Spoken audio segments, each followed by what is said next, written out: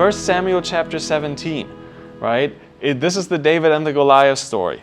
This, by the way, is pretty much the most detailed story about anything that we have in the Old Testament as a whole. I don't think you're going to find anything else that's really that detailed. I mean, we're going to get rich explanations. We're going to get interactions of characters that are really big and really dense, kind of. David is going to speak himself today. I think pretty much all the main characters are going to get a part today. I mean, if we think about it, right, last week in chapter 16, we had Samuel coming out to anoint David as king, right? And then we had Saul pulling David into his court, to play the lyre. But in both cases, they spoke about David, but David never really talked. He might have as well been a piece of furniture, right? It's like, oh yeah, there's a good family, we'll take this guy.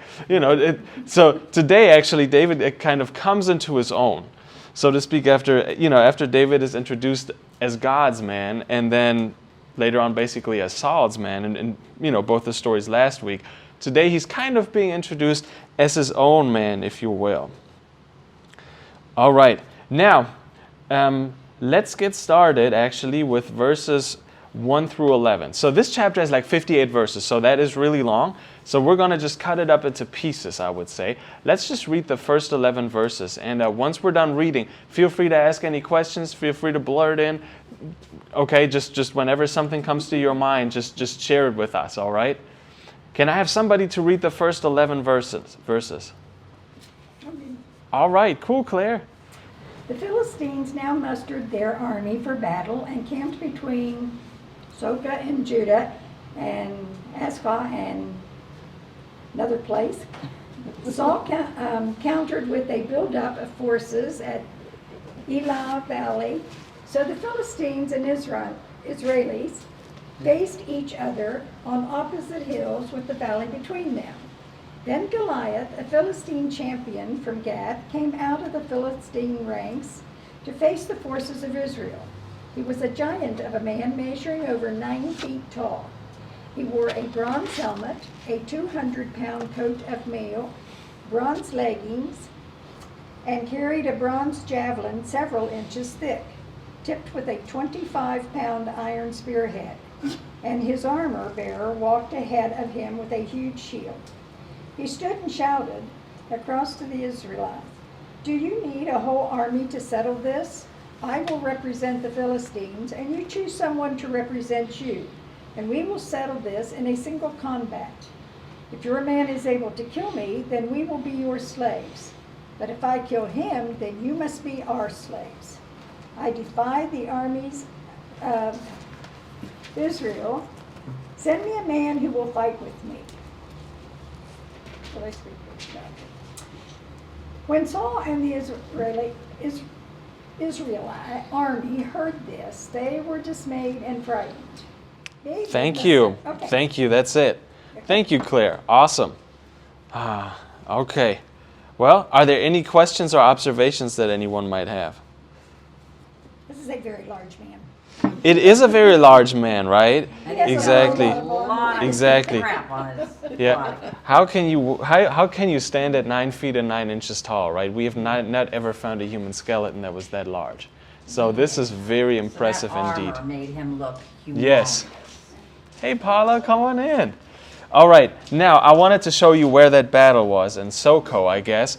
It's not really found on any map. Let me just make sure I'm going to give you the right area. In Damon?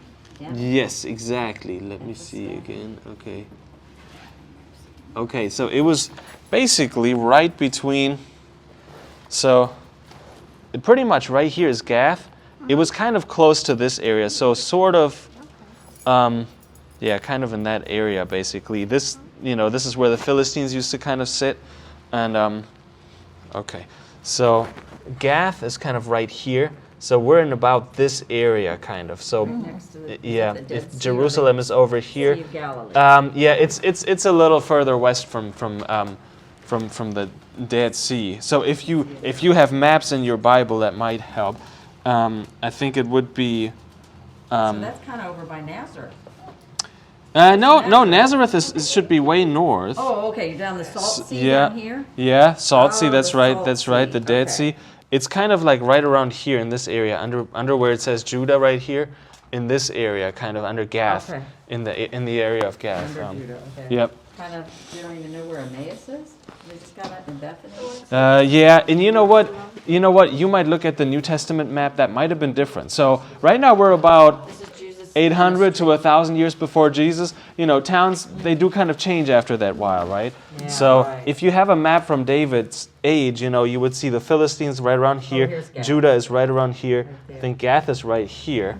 So right here where this little green spot is, And right around Jerusalem's right that's where we're close. working. Here's Yeah, right the- around there. The Dead Sea or the Salt Sea? It's the salt, yeah. It's the same thing, yeah. The Dead Sea and the Salt Sea? Yeah, exactly. Here's Sheba. Is Um, that really Gaza? yeah, I think even back then. The Gaza Strip? Yes. And so this is actually quite interesting. Sometimes there are some punchlines in the Hebrew text. This is one of them. When we talk about, so when they say about Soko, which I think in the New Revised Standard Version, which I was reading, I think it kind of, I think it says, oh yeah, they met by Soko, which is part of Judah. Well, it actually was kind of disputed territory. Okay, it was sort of, so to speak, the Donbass region, right, of that day between Philistine and Judah. And so the Philistines would have been like, no, this is actually Philistine territory. So them being like, no, this is ours. So he's kind of calling the dibs on it. And the actual place where they met was called, I think it was, can you read it again? I'm sorry, I lost track here. What was the place called? Ephes-Dama. Oh yeah, Ephes-Dama. I think that was, I think that was like Field of Blood. It actually has an actual meaning. So it does sound like a battle place, Yeah. like a place to have a battle, really. So they each were on the high ground. Exactly, right? With the valley in between them, and so what a perfect place to start a battle, right? Yep. And even so, right? If we think about it, it kind of starts the way things have started with Israel for the past, I don't know, generations and stuff, right? When we talked about the history of Israel and Judah, right? We used to talk about how all the judges came up, right, and had to defend, them against those kind of neighbors that were just, spontaneously getting in the mood for fighting, I guess, or for conquering a little bit, right? This is another one of those instances, right? It looks like here the Philistines just kind of march up and they want to just kind of do war. And hey, I mean, if you have Goliath, right? Like, let's go. So, and now they kind of have to defend, which is obviously a little bit, which is obviously really, really difficult. And interestingly enough, right, like once the scenery is set, once we kind of know, or once they kind of know where this happened and what the place looked like, right, like a little bit of a valley, like a river valley, I guess, and two mountains on each side, and they're kind of standing there, the text goes right into describing Goliath, right? It's not even necessarily about how many Philistines are there, how big are the armies, how cool is the king. It's going right to that champion. It's going right to Goliath. And even when we read about Goliath, right? Like it kind of mentions really quickly, like, oh yeah, and he was 9 feet 9 tall, right? Or however, or standing over 9 feet tall. It then kind of just goes and is much more interested in something else, right? And that is in describing his armor, right? Can you? Would you mind, Claire, if you? Would you mind, Claire, if, reading for us one more time what the armor looked like? Sure. I think it starts in 5. Yeah. Okay. He wore a bronze helmet, Mm-hmm. a 200-pound coat of mail. Is that mail? I know what it is. Yeah. Okay. Bronze leggings, and carried a bronze javelin several inches thick, tipped with a 25-pound iron spearhead. And his armor bearer walked ahead of him with a huge shield. Good deal. Yes. Thank you. So it is much more interested in describing and very, very much in detail, right? Describes to us like what Goliath actually looked like. How does it make you feel to hear that? Imagine you had to face Goliath. Pretty intimidating, right? Not very big. Yeah. Probably like his opponent here. Exactly. That would be overwhelming. Exactly. I mean, in fact, his armor probably outweighs most of us. So That already kind of tells you something, right? Very intimidating guy, and not just necessarily intimidating, but really the way he's described is he sounds like he's armored from head to toe pretty much. Like everywhere you wanted to attack him, whether it was on the shins, he kind of had bronze armor there. He had his mail, like just armor. Could he move? Well, evidently he could. Yeah, he could, right? He was able to kind of move up and stand in front of them, right? Even though. Carry the shield. Yeah, but Well, and it says his armor bearer walked ahead of him, so Yeah. it says he With the was shield. walking yeah. with I- a huge shield. Yep. I wonder if he couldn't carry the shield or if he just didn't want to. If he had an armor bearer, it's like I'll let my caddy do that. Another 200-pound shield. Exactly. 125. Exactly. What is? It says 5,000 shekels in that. That's Yeah, true. that's what That's it true. says. I guess that comes up to 200 pounds. 125 pounds. Yeah. Oh, you know what? That's And then what I found too. 600 shekels is 15 pounds for this, Yep. and then That's yeah, right. I broke it all down. That's right. Six cubits in a span, which is 9'9". Yeah.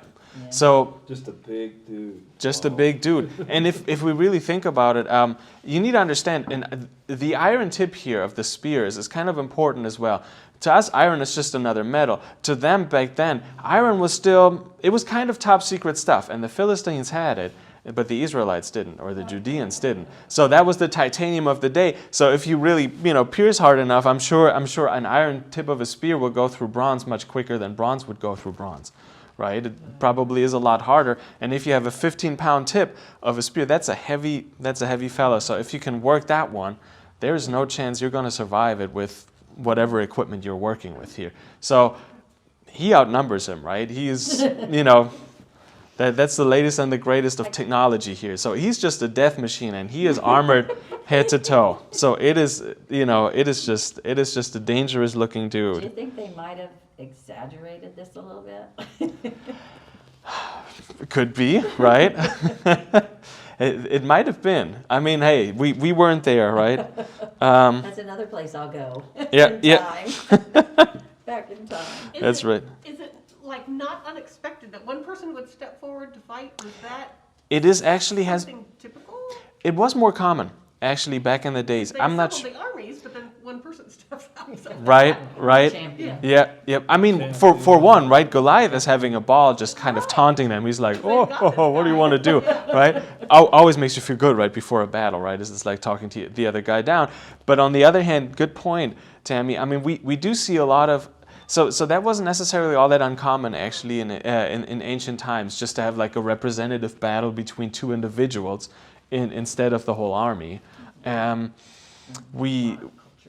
Yeah, if you think about, do you know I think it was the Iliad of Homer, the story of Troy, where Achilles fights Hector, for example, and I think that's pretty much it, right? Like the armies don't ever really clash. It's just those two kind of fight it out, and that's that. Hector won. Yeah, Right? Because it was his Achilles heel that did him in. I think. I thought it was Achilles who was the Greek super soldier who kind of cut Hector at that heel, and that's why we named it after the guy who. Oh, he Hector cut- was predicted to win, and Ah. everybody, but then Achilles struck his heel. Okay. I do believe. Okay. Trying to reach Yeah. back to I ninth read the grade. play. Trying to reach back to ninth grade, 10th grade Greek Yeah. mythology. I watched a movie about it. Yeah, But that's been almost 20 years now. It had Brad Pitt in it. He was the Greek super soldier. He was In high school. but I was in the 5th grade. yeah. So either way, that was not all that untypical. Thank you for making that point. Yeah. And so he's really having a ball, just kind of taunting them right now, right? And then But it went on day after day. I mean, how long did they give Yes. them to produce somebody to fight? I mean, apparently several days to produce Yeah. somebody Well, to it fight. says They just here- waited. yep. Okay. Yep. You'd think they'd force something. That's true. That's but true. They didn't. Yes, exactly. At least not at the very beginning, right? Yeah. I couldn't tell you why they didn't go forward on that, but at least at the time being, Nobody wanted to do maybe there was also a point. At least in me studying this chapter, I didn't find out necessarily why, or how long this would have gone on. Or if Goliath was like, well, darn it, common courtesy demands you bring a guy forward. Like, why is nobody I'll just coming wait. here? Yeah, You know, I'll just wait. exactly. But he waited for a while, right? Yes. So I think it. Well, how about we move on to the next part if there are no other questions or interests. Let's do the next part. Let's just do verses 12 through 30 here. Can somebody read those? I'll do it. Cool. Once I get to it. Now David, and it's 12 through 30. Yes. Now David was the son of Ephraim of Bethlehem in Judah, named Jesse, who had 8 sons. In the days of Saul, the man was already old and advanced in years. The 3 eldest sons of Jesse had followed Saul to the battle. The names of his 3 sons who went to the battle were Eliab, the firstborn, and next to him Abinadab, and the third Shammah. David was the youngest. The 3 eldest followed Saul. But David went back and forth from Saul to feed his father's sheep at Bethlehem. For 40 days the Philistine came forward and took his stand morning and evening. Jesse said to his son David, "Take for your brothers an ephah of this parched grain and these 10 loaves, and carry them quickly to the camp to your brothers. Also take these 10 cheeses to the commander of their 1,000. See how your brothers fare, and bring some token from them." Now Saul and they, and all of the men of Israel were in the valley of Elah, fighting with the Philistines. David rose early in the morning, left the sheep with a keeper, took the provisions, and went as Jesse had commanded him. He came to the encampment as the army was going forth to the battle line, shouting the war cry. Israel and the Philistines drew up for battle, army against army. David left the things in charge of the keeper of the baggage, ran to the ranks, and went and greeted his brothers. As he talked with them, the champion, the Philistine of Gath, Goliath by name, came up out of the ranks of the Philistines and spoke the same words as before, and David heard him. All of the Israelites, when they saw the man, fled from him and were very much afraid. The Israelites said, "Have you seen this man who has come up? Surely he has come up to defy Israel. The king will greatly enrich the man who kills him, and will give him his daughter, and make his family free in Israel." David said to the men who stood by him, "What shall be done for the man who kills this Philistine, and takes away the reproach from Israel? For who is this uncircumcised Philistine, that he should defy the armies of the living God?"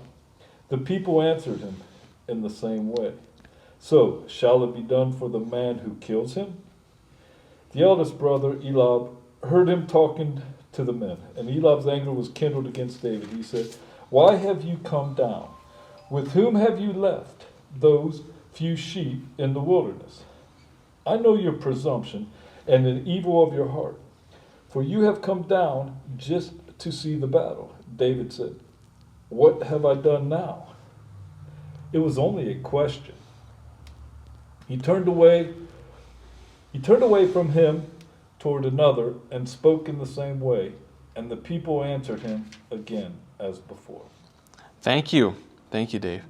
All right. Well, what do you think about these verses? Is there anything that you kind of noticed? The army was afraid Yeah. Of Goliath, of Goliath, seemed kind of unprepared. And They were at it for 40 days. Yeah, so 40 days. Yeah, how much food are the guys starting to become like, hey, I can't even eat? I mean, Yeah. yeah, so he's it sending only food. seems like a few people are being fed to heat, and it's like, Yeah. well, what about the other? Because it says it's army versus army for 40 days lining up, and it's like, well, only a few people are getting some grain and loaves of bread and cheese, King but is coming. So are we going to have a mutiny on our hands? Interesting point, right? Yeah. So apparently it looks like they stood there for 40 days and were just scared. But it seems also like in the meantime, Saul already came up with some prize money, right? Yeah. Hey, If you will do this. if you will do this, right? It says Absolutely they'll give him his daughter In marriage. Yeah. and make his family free in Israel. So a Yes. lot of the people were slaves then. No, not exactly. I think what that means is free from paying taxes. Oh. And maybe there was also like a general draft situation going on. You had to serve in Saul's army for so and so long. Right. So that was going to be taken away from you as well. You could have that year or half a year or however long they had to, be soldiers basically, have that taken away as well, right? Yes, it is very interesting though. If we really, let's look at that part a little closer again. I think it's around verse 25, I think. Right? So the Israelites said, right, have you seen this man who has come up? Surely he has come up to defy Israel. The king will greatly enrich him, the man who kills him, and will give him his daughter and make his family free in Israel. And so now look at verse 26. If you look at David's response, right, it goes on and on and on. What shall be done for the man who Kills this Philistine. and takes away the reproach from Israel? That's Isn't right. that what they just said? Sort of, Yeah. right? But if we look closely, right, actually David says, hey, what about, but the thing is, David calls this a reproach from Israel, right? So David says, hey, this guy is taunting us. This is a shame. This guy ought to be ashamed of himself. And we're being put to shame here. You know what I mean? Like the other guys are sort of more factually just kind of stating the facts, right? Like, hey, whoever kills this big guy will get the king's daughter. So in other words, you'll be royalty, or you'll be part of the royal family, and that's a mighty ally to have, right? And after that, also you will be free in Israel. So hey, big benefits here, right? And David is like, this is a shame. You ought to be ashamed of yourselves. And I think we will soon see why. Yes, Paula. That's where I'm going, is because he understands that the armies of Israel are the armies of the living God. Yep, absolutely right. That's what he says in the last sentence of the 26. Yes, thank you. Exactly. These are the armies of the living God, right? Yeah. With There's no need to be, David was not afraid. Maybe the rest of the armies. Everybody else. yeah, were. exactly. He understood who they were Very good point. in the eyes of God. That's right. Or he understood whose they were, right? Or were supposed to be. Very true. Yeah. Very true. Yep.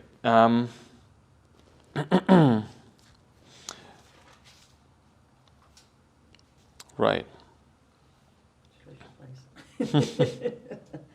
Well, David poked back to the commanders too by basically saying, well, what have you done? Like, I haven't done anything yet, so why haven't you guys done anything yet for 40 days? Like, I'm just running you guys food. Like, somebody step up. Yeah. Is what it seems like is.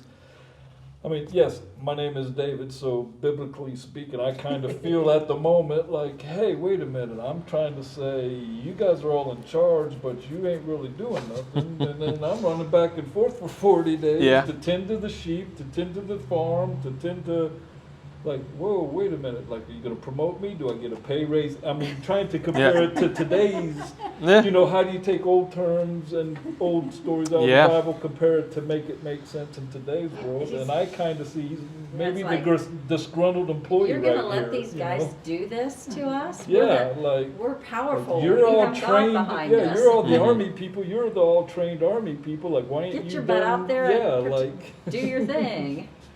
Yeah. kind of makes you wonder, like, but is that why he's taunting back amongst his own people, saying, hey, wait, we have to stand up. We are the army of God. This is, and as you pointed out, David knew, but they didn't see it. So, but is he also the disgruntled employee at that time? To like today's No, his sense, brother is. I Eliab is I always saw it as like everyone is just kind of just looking across the hedge, just being like, oh, this big guy, and he just kind of, and I always felt like David was the only one who kind of looks up and goes like, what a shame. Like, just feeling that anger over what's going on. This guy. Yeah. And sure enough, right? Soon enough, his older brother kind of catches him. He's like, "What are you doing here? This is grown people's business," right? At least that's how I've always read it. I'm not sure how it kind of appeared to you, but it's just such a big brother little brother interaction. Yeah. Why does the brother accuse him of having evil in his heart? I don't get it. So I think what Eliab is saying here, or Eliab. First of all, he's angry, right? Well, he's making him feel ashamed, isn't he? David's making his Yeah, brother feel I ashamed. think what he's talking about is, I think the answer is in the second half of verse 28 right there, at the end of that sentence. For you have come down just to see the battle. It's almost like, oh, you just came here to see the splattering and the slaughtering and the fighting. Like, who does that? It's like, it's your brother's life's on the line here. What have I done now? Yeah. And I mean, actually, Eliab has a kind of a good point there, right? I mean, even in the Revolutionary War, right? There were families picnicking right next to the battlefield, right? Like, yeah, exactly. Civil War, the beginning, yeah. Yeah, and Yeah. Or hurry up and die so I can inherit the throne. Well, they Maybe didn't that. think it was Or going to the last. titles, Yeah. or I'm- a They lot thought of it was just family gonna be a hierarchy simple war stuff and back everything, then that too. simple little battle and everything would be done, and then they could all go back to their homes in the Civil War, beginning of that. So they didn't think it was going to last 4 years. yeah, they never do in the beginning of No, wars. they never do. They never do. And why didn't David speak up and say, your dad, my father sent me to do all this crap, so don't yell at me. That's true. I mean, he has to deliver cheese, he has to bring them wheat, That's he has true. to do all this crap, and then he has to go back and take care of That's the true. sheep. And now you're yelling at me? Yeah. You're yelling Come at me, on, get bro. back there and watch the sheep yourself. You know what? Maybe it's also because if we really kind of keep following David along, he seems to be the most mature person in the story, in the entire chapter. Everyone else, in one He's way or seen another, the big picture. reacts with fear and fright. Well, I mean, if you have to go against a giant 10 feet tall and you can't even really pierce him, I mean, that's scary. But at the same time, maybe that kind of falls into this place as well, right here with his response. I think he responds with a more mature way, right? He's not like, "Well, Daddy sent me, and here's your grain, by the way," So it's He's it's a little not more this. adult than the rest of Yeah, them. exactly. He doesn't at least he doesn't seem to fall into this typical little brother paradigm, right? Of like, "Well, don't you be mad at me," So it's not that kind of stuff, right? It's. And they're not about to fight in front of these soldiers, right? Just like big brother and little Right, brother like to yeah. do. It's just something different going on here with David especially. And with David, obviously, also comes the God talk, right? Before that, we didn't have that, right? But here it's like, hey, these are the armies of the living God, There are plenty of reasons to look across that ridge or look across to the other side of the mountain and really get scared. But there is one not to. And that is that we serve the living God, right? The God who is alive. And the other, the Philistines or whatever would have had their gods that Yeah. they many were gods. fighting for, and Maybe so many. it also comes down to one God against, pitting your God against their God and all of that. It always comes down to that, yes. Yeah. For Old Testament standards, and even for New Testament standards still, battles were also always fight of God against God. So whenever you lost a war, it was crushing, not only in the sense of like, oh man, we just lost against these guys. No, but our God just got handed it, to himself. So it was, it was just this, your own religion was just kind of rendered worthless almost in a sense. Or at the very least, it would have been like, oh, our God was not with us. Our God is mad at us.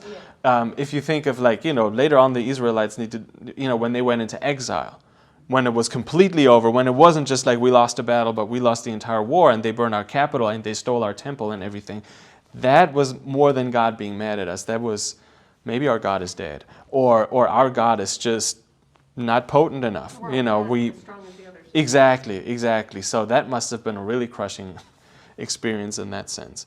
So right here, we're at least at the point where David says, hey, our God is still alive right now. And interestingly enough, right, all the others kind of respond in a very symmetric way, right, to the threat that's responded, right? Like the Philistines, they pull up their armies and they get out their spears and their shields and their swords and their king, and they have a champion. Well, we have armies and shields and swords and spears, so they basically respond in the very same way, right? And all it kindles is fear. But, David is kind of pulling out the one response. He kind of find it, he kind of found another spiritual dimension. He finds another way to respond to it. He realizes that fighting fire with fire here doesn't necessarily always lead to peace, at least in this instance, right? But he kind of, he finds another solution.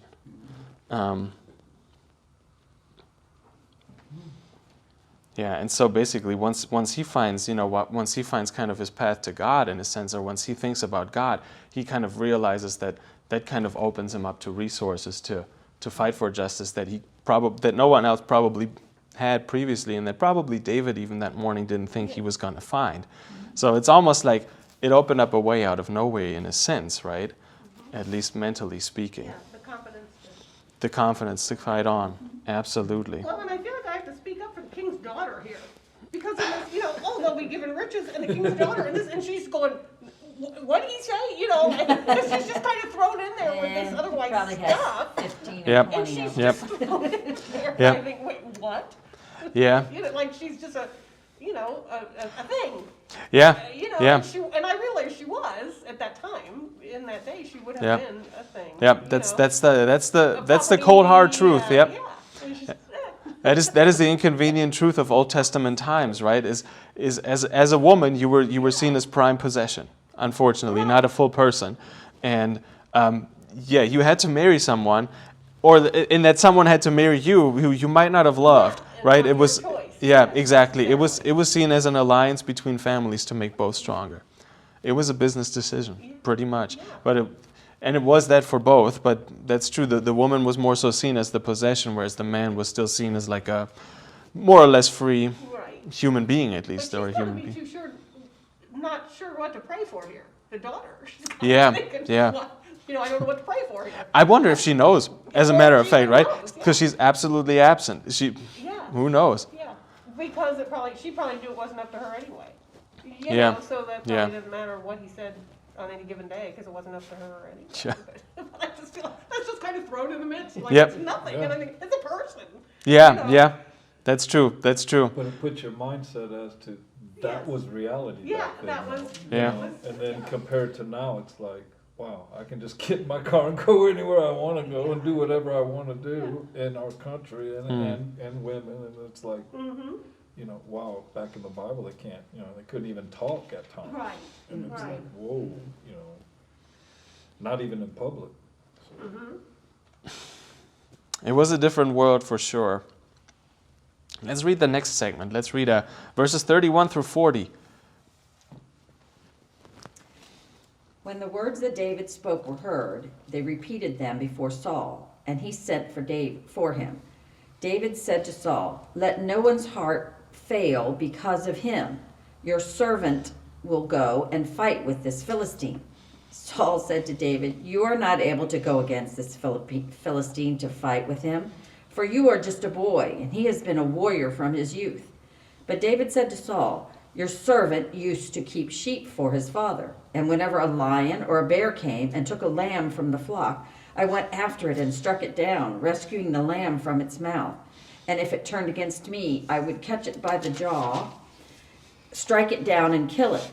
Your servant has killed both lions and bears, and this uncircumcised Philistine shall be like one of them, since he has defiled the armies of the living God." David said, "The Lord who saved me from the paw of the lion and the paw of the bear will save me from the hand of this Philistine." So Saul said to David, "Go, and may the Lord be with you." Saul clothed David with his armor.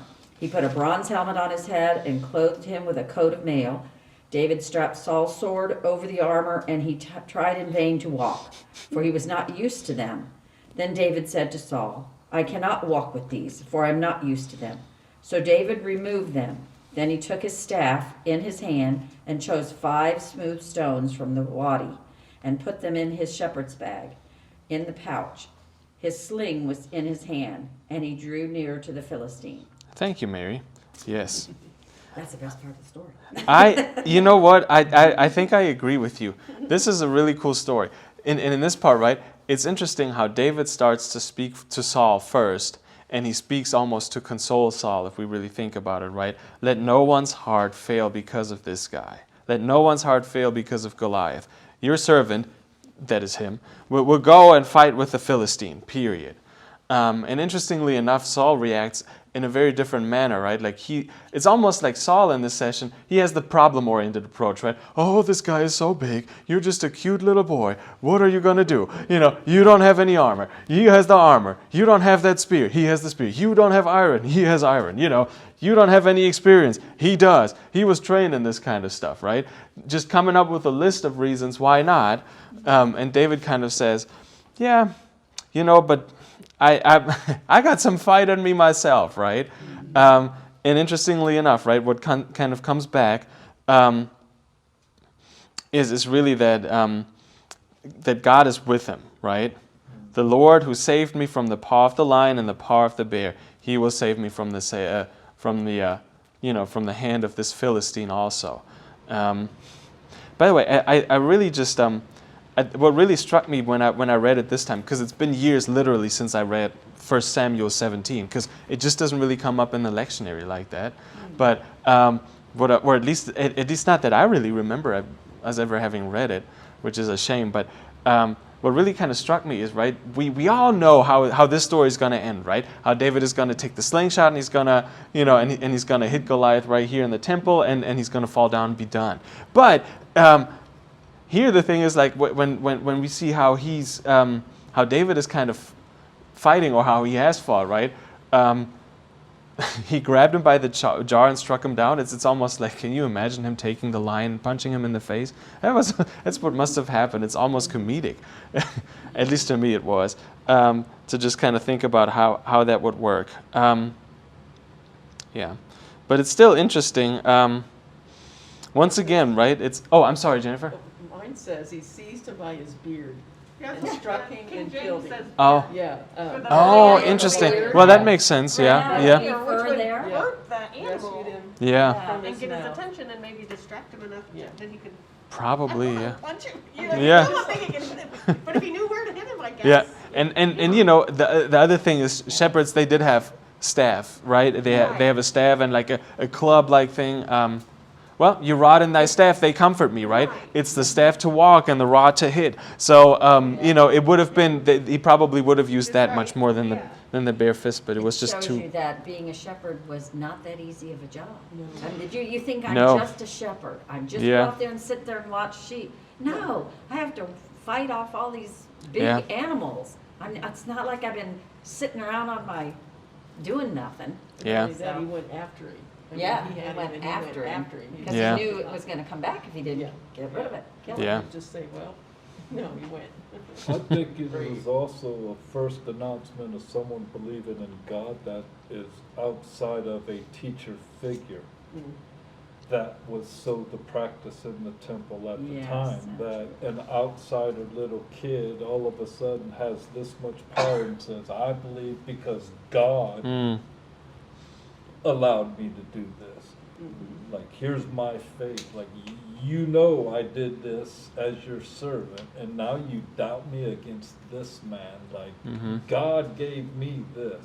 So Yeah.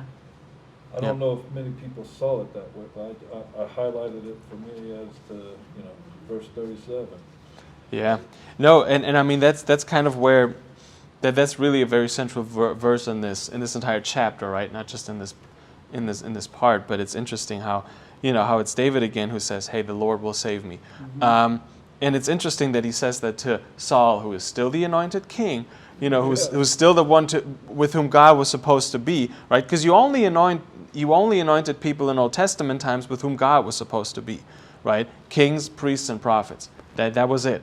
Anointing was a special thing. So he's kind of, sent from God, so to speak, right? And Saul would have technically been responsible also for bringing a little bit of Jesus in that camp, or before it was Jesus, it was God. But to bringing a little bit of God into that camp. But here it is, once again, it is kind of David who does that. And all Saul can really do is kind of like vaguely echo it, like, oh, well, may the Lord be with you. You know, may the Lord be with you. Yeah, exactly, But exactly. Did they Hope the really Lord know? does that for But you. did they really know that they had to proceed with this to fulfill the prophecy? That Jesus was going to be coming later on? I mean, how and Well, where, you know, I mean, I'm not sure, and I'm not sure if the prophecies that we now find, you know, in Isaiah and Ezekiel and Jeremiah and all, Right. or mainly Isaiah, but you know, also in other books, how many of those had been spoken by then and they were familiar with, or there are right? bridges that lead to each, you know, Yeah. because of their faith in the structure of that time, Mm. allowed us to be where we're at today still.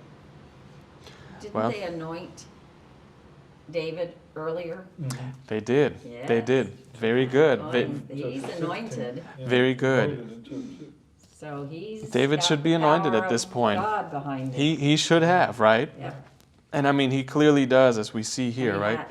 He can feel that power, I think, Yeah. or that Yeah. touch or whatever. Yep. And he And says, I love the Five Smooth Stones. There's a book called Five Smooth Stones. Oh, You I have didn't to know read that. book. It's not about the Bible, but it's a good book. okay. I actually didn't know that. Yeah, no, that is awesome. Yep. It is also interesting how David kind of says, right? Hey, just like I treated those bears and those lions, I'll treat Goliath just the same way. You know, I'll grab him and strike him down and kill him.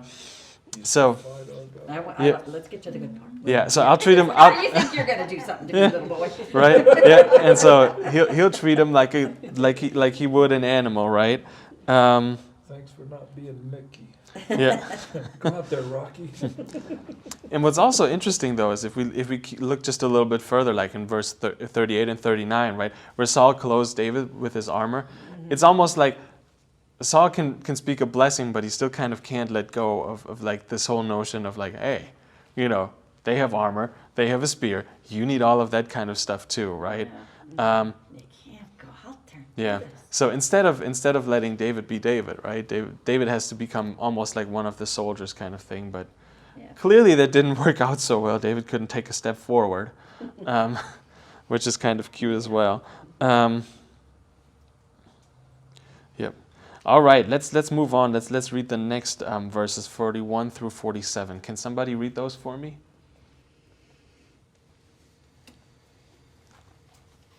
41 through 40. The Philistine came on and drew near to David, with the shield bearer in front of him. When the Philistine looked and saw David, he disdained him, for he was only a youth, ruddy and handsome in appearance. The Philistine said to David, "Am I a dog that you come to me with sticks?" And the Philistine cursed David by his gods. The Philistine said to David, "Come to me, and I will give you your flesh to the birds and to the air and to the wild animals of this field." But David said to the Philistine, "You come to me with sword and spear and javelin, but I come to you in the name of Lord of hosts, the God of the armies of Israel, whom you have defied. This very day the Lord will deliver you into my hand, and I will strike you down and cut off your head. And I will give the dead bodies of the Philistine army this very day to the birds of the air and to the wild animals of the earth, so that all the earth may know that there is a God in Israel, and that all this assembly may know that the Lord does not save by sword and spear, for the battle in the Lord's, and he will give you into our hand." Thank you. You're going down. No, you're going down. No, you're going down. Let's go. But interestingly enough, right? Yes, in the middle of all of this, let's go, you're going down kind of thing, they do talk about each other very, very differently, right? And it's really interesting how Goliath says, "Oh, am I a dog?" Right? Like once again, he picks up that animal metaphor, and David is kind of like, well. You said it. Yeah, exactly. And again, he uses the same verbs, I think, in his response as he used earlier in front of Saul, right? Like, "I will strike you down and I will kill you." And feed you to the birds of the air, Yeah, and exactly. But it kind of does sound like, right, just like what he said to Saul, I will strike you down and kill you, just like I struck down and killed the lions and the bears before. It's almost like that's like, it's not spoken, but the way they chose the words there is like, oh, this is the exact same stuff. It's like they want to remind us, like, hey, remember this? It just happened with Saul. He said it right to Goliath's face one more time. And what's also cool is, when Goliath kind of just taunts him in his really arrogant and bragging way, right? He's like, or what is said is like what was it? He kind of taunted him by his gods, right? This is basically what it said. But David kind of. By his gods, yeah. Oh yeah, he cursed him by his gods. Thank you so much. Yes. But David kind of responds, I come to you in the name of the Lord of hosts, the God of the armies of Israel, whom you have defiled. That is a pretty extensive description of whom David is serving. It never really kind of comes out what gods there are that Goliath is ever worshiping. Throughout this chapter, we will find the name the Lord at least 6 times. Most of the time spoken by David from beginning to end, obviously. Sometimes also mentioned by Saul, obviously. May the Lord be with you. Not just any God, not just our God, but it's the Lord. And just in comparison with all the lords here, right? What Goliath is saying, right, with I'm cursing you by my gods, is really pale in comparison if you think about it, right? It's just some nameless gods that seem really weak. Too. In the plural, right? Yes. So you have no idea who they are. There's many of them. Exactly, right? And they just look really pale in comparison. This story, I don't know if you've noticed this yet, but it really is kind of a story of contrasts, right? You have Saul, the guy who's supposed to be mighty and so anointed, and then you have David, just the poor little shepherd boy, the young boy, who actually really is, following in God's footsteps, right? And you have the wannabe great Goliath, who probably was a champion on the battlefield, but who even kind of is just like a bear, a lion, or any other animal in front of David. And you have the people's fear and just their infantile responses almost versus David, the one who's kind of the only mature person here in the story, really, as a whole. And interestingly enough, Saul and Goliath are kind of on one level playing too, aren't they? Just whatever Saul said, like, what do you want to do? You're just a boy. Goliath picks it up the same way, right? Great minds think alike. Saul and Goliath do too, right? It just kind of comes up there as well. They're like, well, what do you want to do? You don't have the armor. You don't have the experience. You're just a little boy. I'm a big guy. Well, and David's been hearing that his whole life from his older brother. Probably. He's been thought of as a little baby. Probably. Your brother. He's been hearing that and having that attitude. Oh yeah. Life. He's Oh yeah. That might very well be, right? And I mean, it stinks being the littlest one, right? Like you had, there was, yeah, or they're the most protected ones, right? Like just by nature, you can get flat out jealous of that as an older brother. I'm an older brother too, but hey, it wasn't that bad in our household. But still, right? It's just kind of upsetting, right? That's why you became a pastor. Yeah, exactly. The truth comes out the Bible. Oh yeah, and the truth will set us free. But yeah, so very interesting here. Okay, now let's move forward to the battle, right? Can somebody read for me verses 48 through? Yeah, really, we can kind of skip on. Go to the end of the chapter.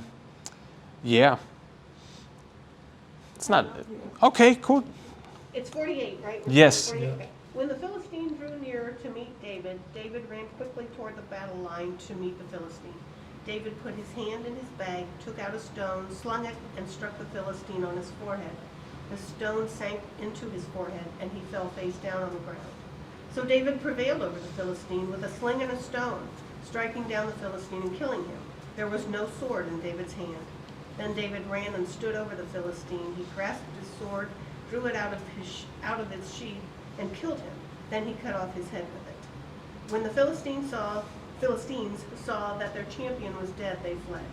The troops of Israel and Judah rose up with a shout and pursued the Philistines as far as Gath and the gates of Ekron, so that the wounded Philistines fell on the way from Shaaraim as far as Gath and Ekron. The Israelites came back from chasing the Philistines, and they plundered their camp. David took the head of the Philistine and brought it to Jerusalem, but he put his armor in his tent. When Saul saw David go out against the Philistine, he said to Abner, the commander of the army, "Abner, whose son is this young man?" Abner said, "As your soul lives, O king, I do not know." The king said, "Inquire whose son the stripling is." On David's return from killing the Philistine, Abner took him and brought him before Saul with the head of the Philistine in his hand. Saul said to him, "Whose son are you, young man?" And David answered, "I am the son of your servant Jesse, the Bethlehemite." Thank you, Tammy. So, as long as this chapter was until this point, right, as long and drawn out as the description of even Goliath was, right, the battle only takes half as much space up as I feel like, as the description of Goliath's breastplate, right, basically. But so it kind of really speeds up at this point, right? There's just like verb after verb after verb.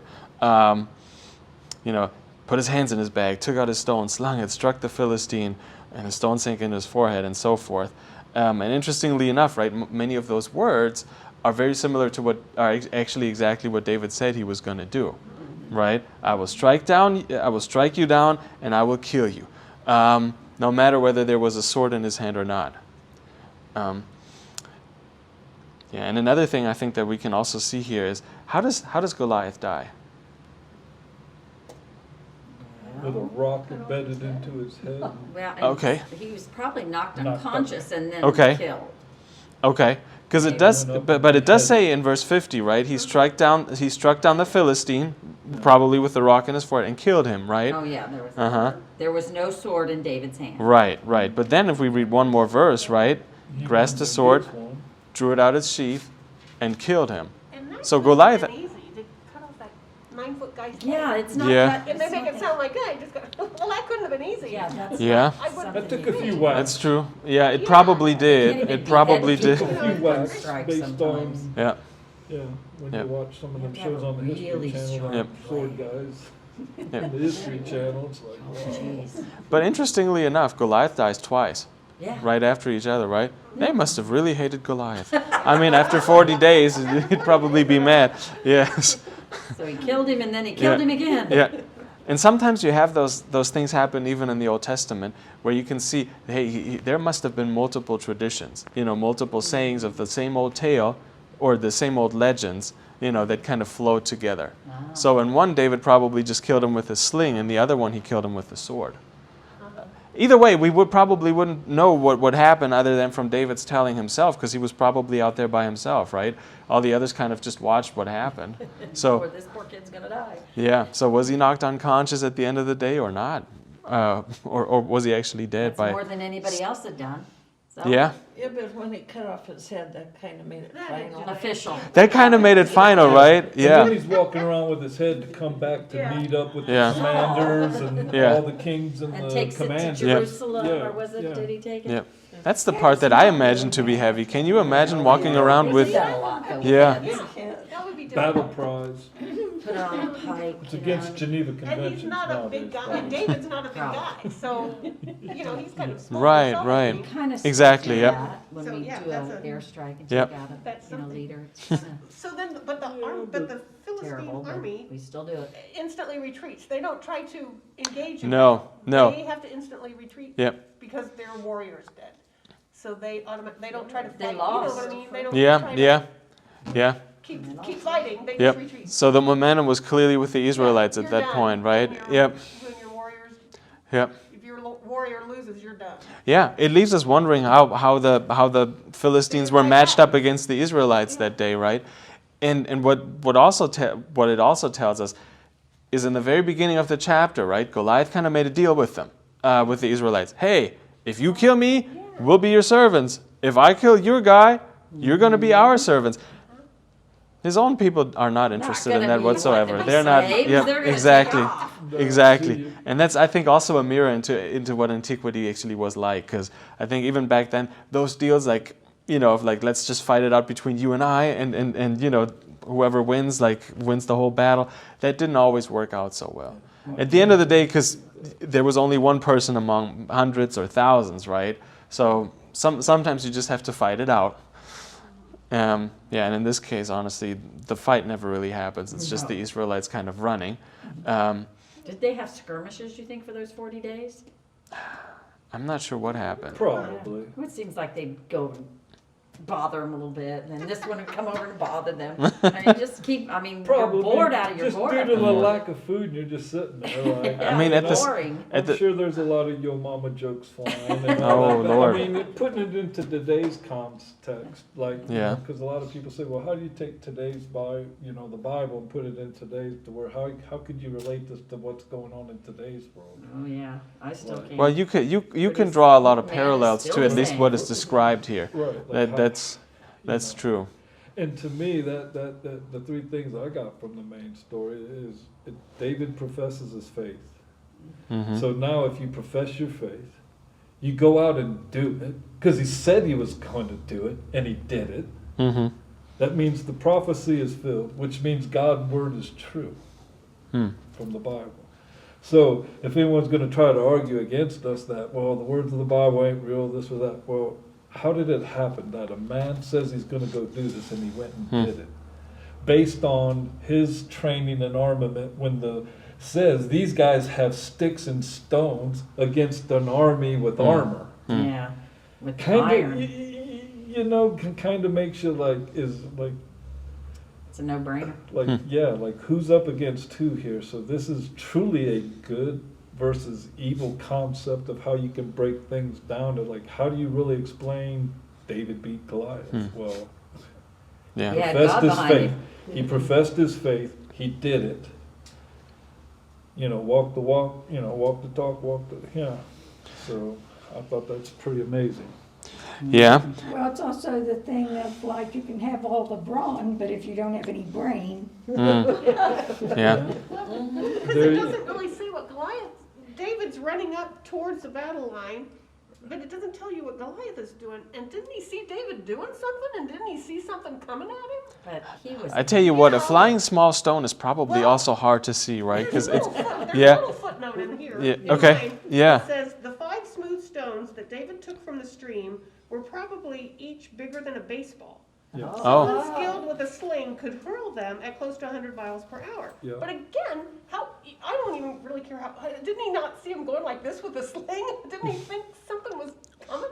He was, but he was Distracted with what arrogant. he was gonna do, and he's Yeah. not paying attention to that little kid. Yeah, I think Mary makes the point here. I think arrogant. he was just there was no way on earth, that Whatever he was doing. Exactly. Nobody can defeat me. Yeah. Especially with the helmet on, Yeah, he's all protected. exactly, He's not worried exactly. that this is- I think he was like, well, let me see what you got, That just was so hit me, come on, hit me, So that was one Probably. big rock. According to this thing, I don't know. So just don't know But what when you're a little kid and you're out with a slingshot and you're sitting there watching sheep every day, all day, you probably get pretty darn good with a slingshot. practicing well, for the lion. it said he'd killed Yeah. lions Lions and and bears. bears, and I He mean, didn't have time to practice because Mhm. he was yeah, doing. he's bored out of his gourd. Well, he also had enough brain to know that you go for sensitive places. You just don't shoot it. You have a Right. target.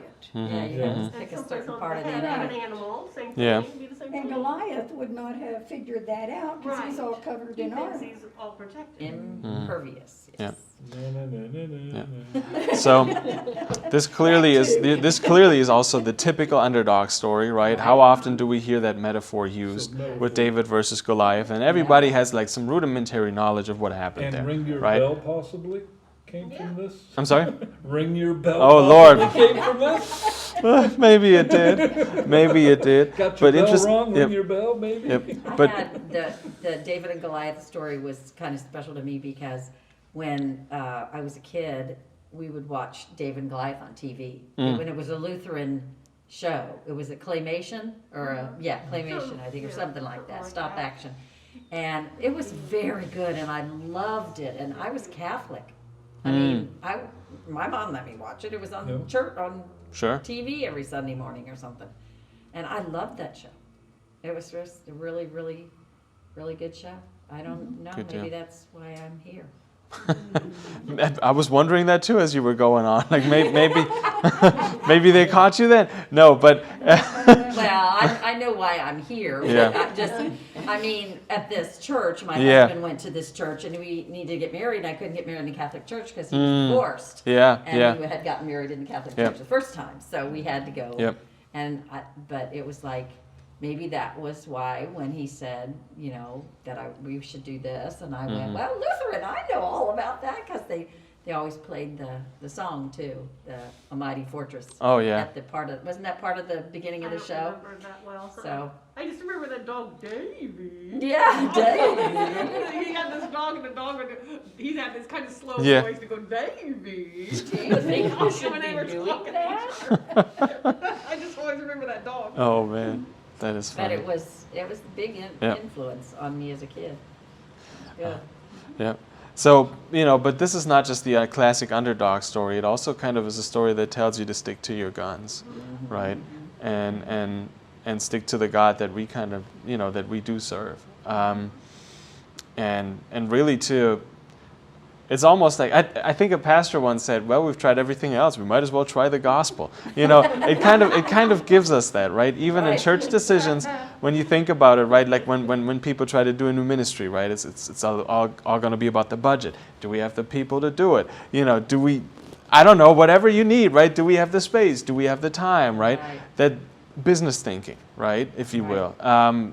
Corporal thinking or world thinking, right?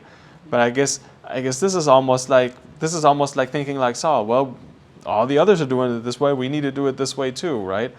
I feel like every now and again we need to just think of David, just coming up in his shepherd clothes with just a slingshot and maybe a staff, walking up to the guy and just kind of doing his thing. And even though it might look small in comparison, even though we might just use what we have, 3 volunteers with the gifts that they have, right?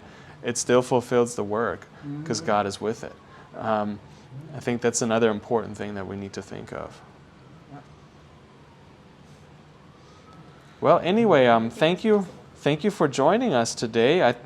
I think that was it. That was it for me. Next week we're going to read 1 Samuel chapter 18, and no, we're not going to go through all of this chapter by chapter because then we would be doing David till 2023. So we'll split it up after that. But next week we're going to talk about the relationship between David and Saul. Okay. So.